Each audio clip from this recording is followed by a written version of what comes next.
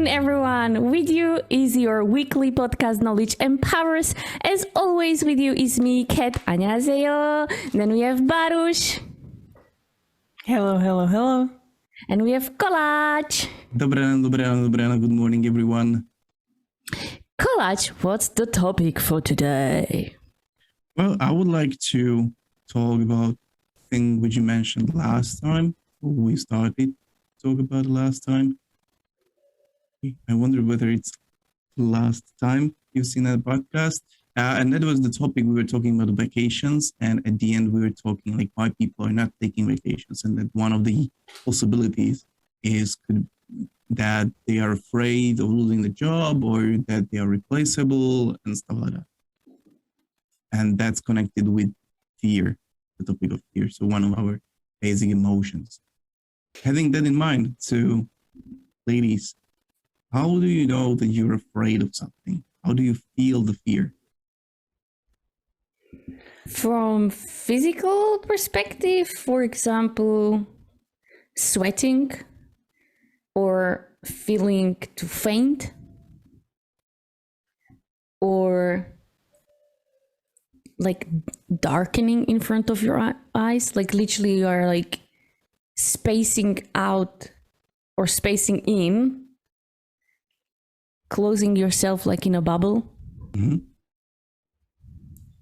For me, maybe a quicker heartbeat.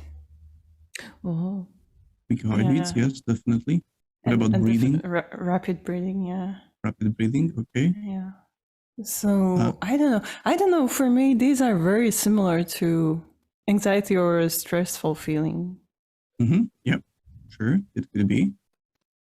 What else is there when it comes to your body?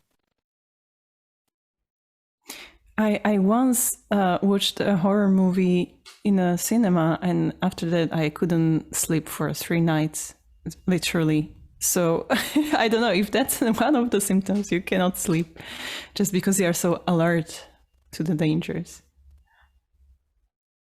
Alertness is definitely a symptom, yeah.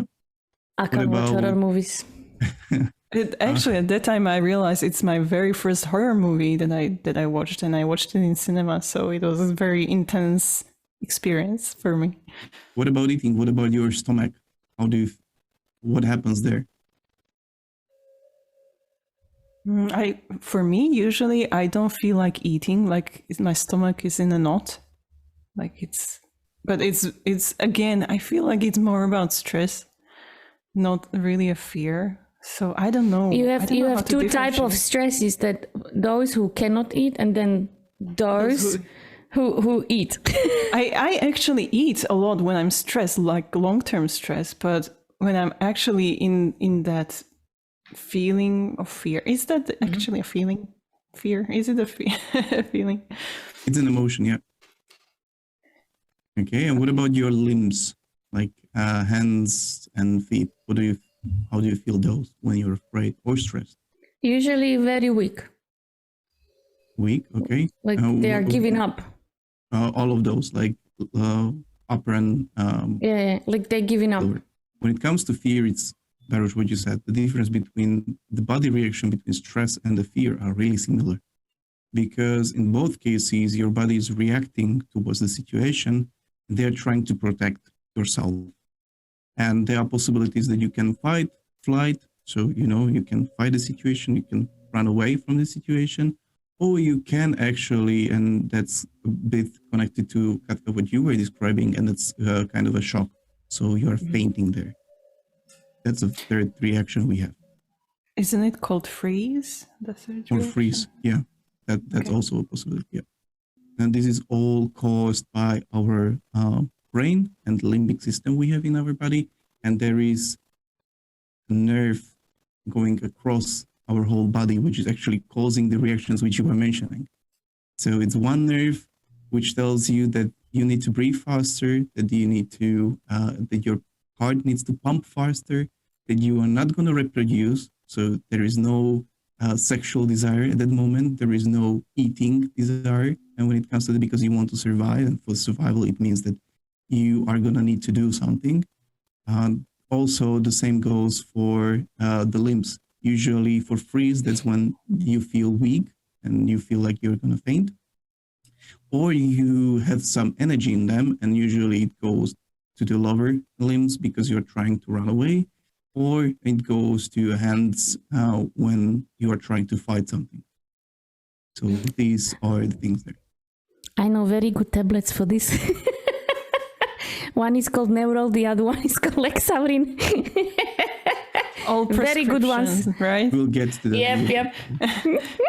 But when we talk about the fear, and you just explain physical symptoms as an example, we know that sometimes your nerves or your hormonal systems might get, let's say, crazy, right?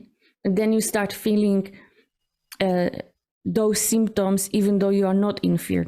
And I think that's when the panic attacks comes, what Baruch was saying, or anxiety. When you have there are definitely various levels of fear. You know, like, okay, so we can talk about the nervousness, about the stress, about some lighter anxiety, not the clinical anxiety, but like I feel anxious about something. And then there are the bigger, fears like horrors, terrors, when you have nightmares like that, if you have panic attacks, if you have this clinical anxiety, or if you have phobias, those are all the fears which are on a scale much, much higher. Mm-hmm.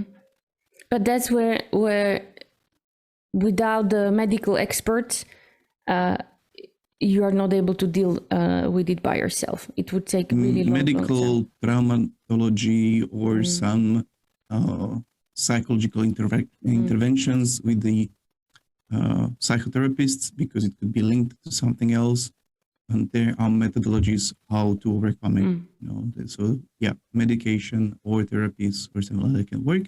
And we are not going to talk about those, because I don't think that we are experienced, or because we are not specialists in those. But we are going to talk about those milder syndromes, like I feel nervous before, because I'm nervous because I'm going to give a presentation in front of 20 people, and that's... Or I'm going for an interview, so I'm like really, I'm sweating. What can I do about it? Exactly. Those are the lighter fears. But all these fears, and there are two types of those, not just when we are talking about scale, but there are two types of fears which you can have throughout your life. Can you guess which those two types are there? I always thought there is just one. We can go through the stories. How do you know that you are not supposed to touch a hot plate? Because We've been tried it told before. You tried it before, and it was Tried it. Yeah. Okay. So that's the experiential one. Baruch loves to live dangerously. Yeah. Who cares? You told me. I'm gonna try it. Well, I doubt that you never touched a hot plate, Cat. So it happens from time to time. Well, not intentionally, but like... Yeah. But then you're really smart, like the next time when you touch it. So that's the experiential fear. You've learned that throughout your life, that you are not supposed to do something because it's going to be dangerous for you. And then there is sweating, like what we talked about throughout the interviews, or that standing up and giving a public speech. That's something with what we've inherited, something what we have in our genome, and that's automatic for us. It's subconscious. It's not something that you are afraid because you've done the public speaking before and it didn't work out. You haven't had the possibility to learn it yet, but you are afraid anyway. So that's coming from our nature. So it's evolutionary fear. It's the one to run away from the tiger, right? For me, I think this one, I have kind of like mixed ones. It's like when you started this public speaking, for me, this is definitely not just genes, also experience as well. So could be. And there are definitely mixed ones, but the mixed one is already like going through the filter, through your mental filter. And that's basically happening all the time. But the first time you've had the public speaking, you already were feeling stressed about it, and it wasn't based on the experience when you were doing the first public speaking. Mm-hmm. That's the thing, like, or seeing the tiger, like if you see some attacking animal on you, you're gonna have the reaction, and it wasn't based on any experience that you were learning that, oh, this animal could be dangerous. It's automatically triggering you. Can you recall a situation when you were afraid? Can you recall a story when you were afraid? Yes. Yes. Okay. Can you tell it? Okay, so this one is very vivid. I forgot the name of the horror movie. I was with my friends that was still we were in Australia, and we were in our friend's house. And I remember they were watching this horror movie, and I really can't watch horror movies. So I was sitting behind the sofa, and I was looking into the kitchen as Leo was cooking dinner. But the sound, the music, right, were still getting into me. And I was like, can you please let's just stop watching? And they were like, no, we need to finish it. So the entire time I was sitting behind sofa, watching Leo, how he's cooking dinner and just listening this sound. And I feel like I just want to be this small person here, cuddled somewhere, and just let it finish. I'm wondering why you were even there. I don't know. I was like on the spot, couldn't move anywhere. It was like, because they were there and I didn't want it to be alone. Mm-hmm. So I stayed there just listening, but not watching, and looking at Leo cooking dinner. That's funny. It's even funnier that some people actually love to experience this fear from horror movies. Mm. Are they psychopath? Am I a psychopath? I like to watch it. I like to watch a good horror movie, but most of the horror movies are just like bloody movies, not the horror movies. Mm-hmm. Just gore. And Baruch, what about you? What about your... It's a mild fear? I don't think I have mild fears, to be honest. I just have the terrors. I'm the extreme there. I just have either no fear, or then I have like amazingly extreme fear or anxiety. I still don't know the difference. There is not like on the biological level, when it comes to stress and fear, there are almost none differences. Your body is releasing the same hormones when you're afraid as when you are stressed, because your body is trying to protect you, or like in case of fear, you are most likely to try to escape, either physically or mentally, to escape the situation. When it comes to stress could be looked on it that you are trying to overcome the situation, so you're trying to fight it a bit more. So the inclination of, in case of stress, is to more of a, let's do it, let's overcome it. But when it comes to fear, usually it's about how can I escape it. Mm-hmm. But when it comes to biological responses, it's usually the same. It's mostly the same. I think most of the time when I'm in such a situation, I'm rather I become a procrastinator. Like you don't see, as I said, like some kind of fear there. You're trying to avoid the situation. Yes. That's why you procrastinate. Yes. Yeah. And that's the, like what we were talking now, the stories, that's the upper level, like the surface story, what we are afraid of, like something what can happen to me, like, okay, being alone, or like something can happen to me while watching the movie, or like making a decision, making some action, changing something, that's the top level story there. Mm-hmm. But the deeper we go, we discover that it's all about us, and it's all about us managing the fear, managing the results of it. So I'm afraid that I won't be able to handle it. And that's the biggest fear of all. So Baruch, as you were talking about the anxiety, there is one rapper that I really love listening. His name is Logic. And he has one song about an anxiety. And I'm gonna read the lyrics. I really love them because it just hits me so strong, really realizing that the older we get, the less we know. And remember that feeling when we were little kids and you absolutely trusted your parents, and you really thought that your parents know everything. And even if you feared as a kid, you just went to your parent and they cuddled you, right? And you felt safe. And I love these lyrics. So let me just read them to you.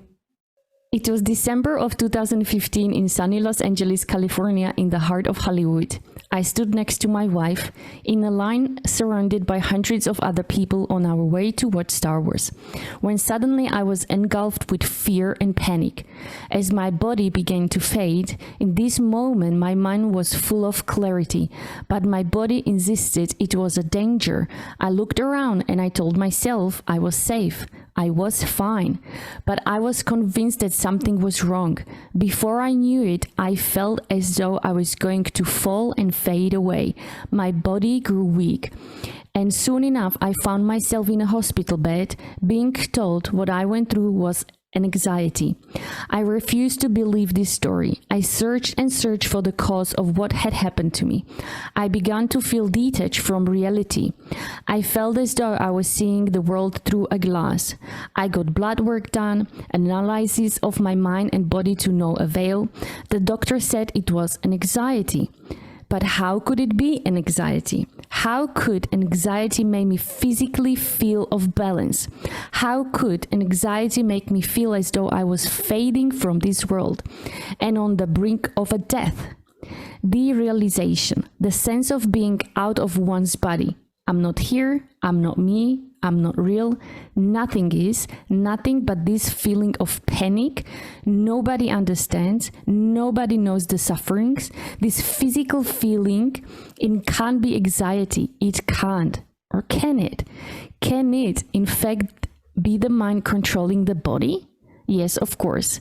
I am so in control of my mind and my body, but I am subconsciously forcing myself into a state of self-bondage, entangled by the ropes of my own mind. I am unhappy, not with life, but with this feeling. I am scared.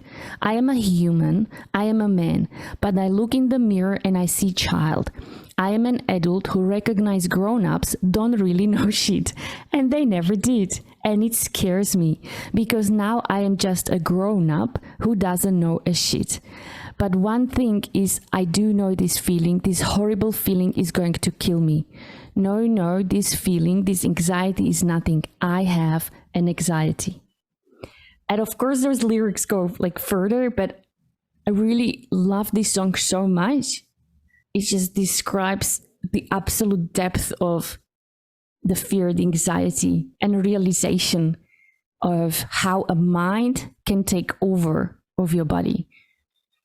So we talked about how the fear shows in our bodies, in our mind. We've talked about what's behind it. We've talked about the biological symptoms, all of those. And we talked about some stories, how it actually shows. How do you battle fear? How do you take your power back and control your fears? I don't. I'm totally controlled by fear. So at least the one I feel, the extreme ones.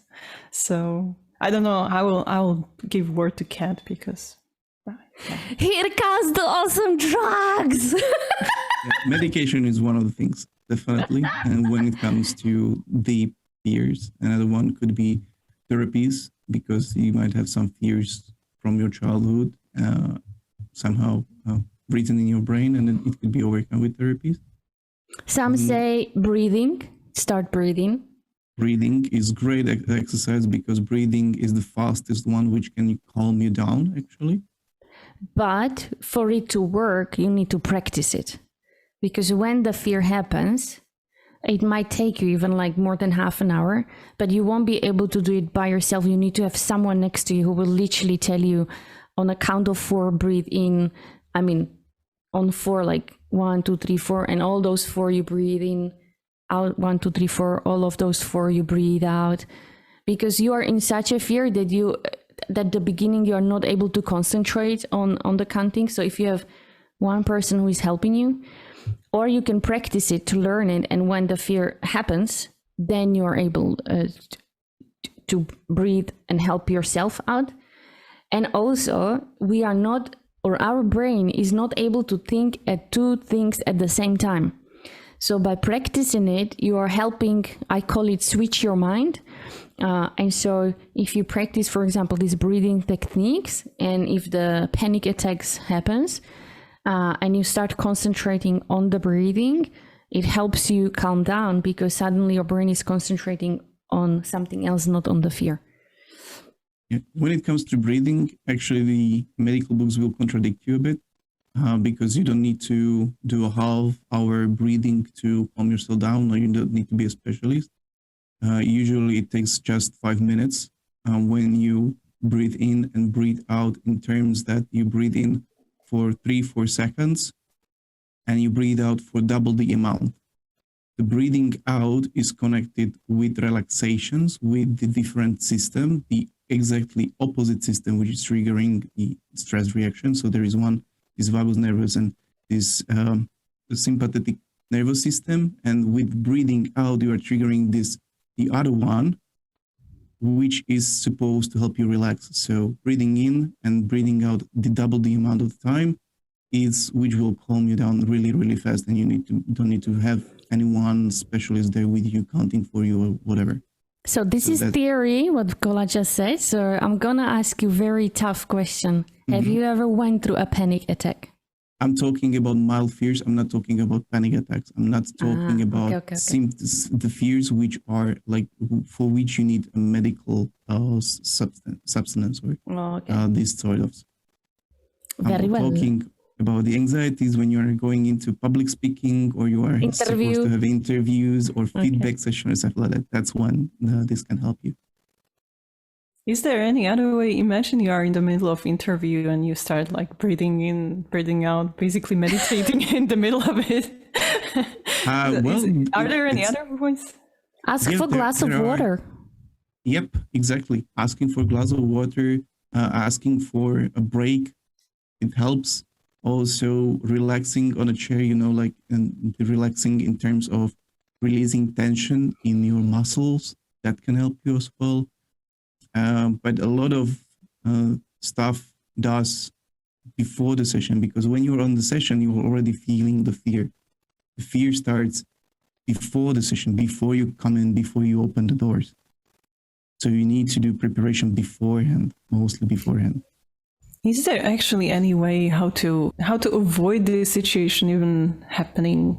Because sometimes I think we feel the fear because we already felt it before in that situation. There's nothing rational about it. When it comes to rationality and fears, fear is emotion. It's not rational and it's never going to be rational. And you're going to feel the fear, and it's normal to feel the fear. So, it's fine. It's okay. Even if you're in a situation and you feel the fear, it's okay. It's natural for the body to trying to protect yourself, to protect itself. Because then if you're afraid that you're going to feel the fear, you're going to create some sort of loop there, and you're going to be stressed because you are probably going to feel the fear and blah, blah, blah, blah. Yeah, exactly. That's why I feel like, yes, it's normal, but at the same time, feeling fear is normal, but feeling fear of fear that's, I think, already starting to be a problem. And so what about the power poses? Would they help? Power poses could help. I'm not sure how much, because I've read 2 various scenarios. One of those were saying like, yeah, it's helping. Then there was some sort of another study which they said that it wasn't helping. Then there was another study which shows that, yeah, it is actually helping. So I'm not sure how influential they are on your body. They're definitely good from, like, if it helps you, it could be sort of a placebo. If it helps you, go for it. Power poses are good if it helps you. And for those who don't know what power poses are, like you can stand up, you can pull your hands above your head, or the Wonder Woman, or the Superman, and according to those studies, you should stay in that position for 2 minutes, right? And then you lower your cortisol, which is the stress hormone. You upper up your testosterone to help you get some confidence. So And there are other things which deals a lot with your mindset and how you are set for example, making the decision, because fear could come also from decision making. Like if I'm supposed to decide A or B, so you can so you can think about, okay, what's going to happen if I choose A? What can happen when I choose B? You can catastrophize about it, create the worst situations, and find how you're going to overcome it. So if this happens, then I'm going to do this, and that's if the situation plays out, and it's going to be really, really the worst case scenario, which usually doesn't happen. Then you are already prepared because you already simulated it in your head. And I think that's it. So that you can also find, you probably have your own ways how to deal with stress, maybe talking with friends or something like that. You can share that with us in a chat, in a link, send us a voice message, whatever suits you. Comments. Comments, whatever. And that's basically some parts of the fear. Wow. And with that, I'm gonna say 수고하셨습니다. Bye-bye. Bye. Ciao. This podcast represents our own opinions, experience, and our own ideas. We do not represent any official statement from our employers, and this is not their official channel representing the company.